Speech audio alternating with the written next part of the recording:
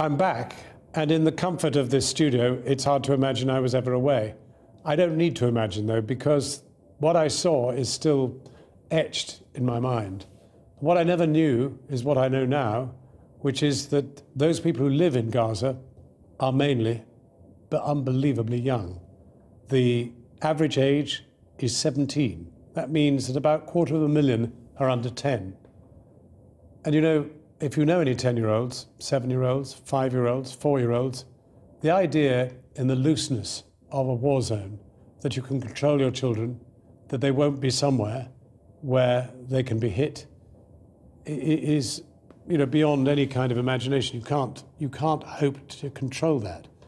So that in a very densely packed urban area, if you decide to throw missiles, shells and the rest, then undoubtedly you will kill children. And that is what they're doing. There was one specific moment that stood out above all others, and that was penetrating the 3rd floor of the Shiva Hospital, one of 2 floors dedicated to children. That's where I met Maha, terribly crippled by shrapnel that had penetrated her spine. That's where I saw this little 2.5-year-old with panda-sized, huge, suppurating, round, panda-like wounds that almost prevented her eyes opening at all. They were the consequence of a broken skull and a fractured nose. I can't get those images out of my mind. I don't think you can either, because they've been everywhere. They are the essence of what is happening in Gaza. Now, of course, Hamas, for its part, was throwing rockets into Israel, designed, ideally, as they would put it, to kill Israelis. But of course, Israel, courtesy of American finance, has invented the most brilliant shield, which is keeping absolutely everything out. And that's a big difference. The suffering is amongst the ground troops, mainly 20-year-olds, who go in and get killed.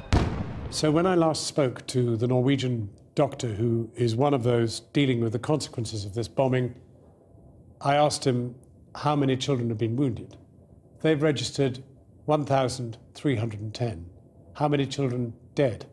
166. But that number is growing all the time. That is what makes this something that every one of us has to confront. We have to know that in some way we actually share some responsibility for those deaths, because for us it is no priority whatever to stop it. Our United Nations, our government, our world is not that interested. The fact that you're watching this, that you've chosen to watch it, means that you're actually motivated to do something. And that, in the end, is the greatest hope the people in Gaza have. We cannot let it go on.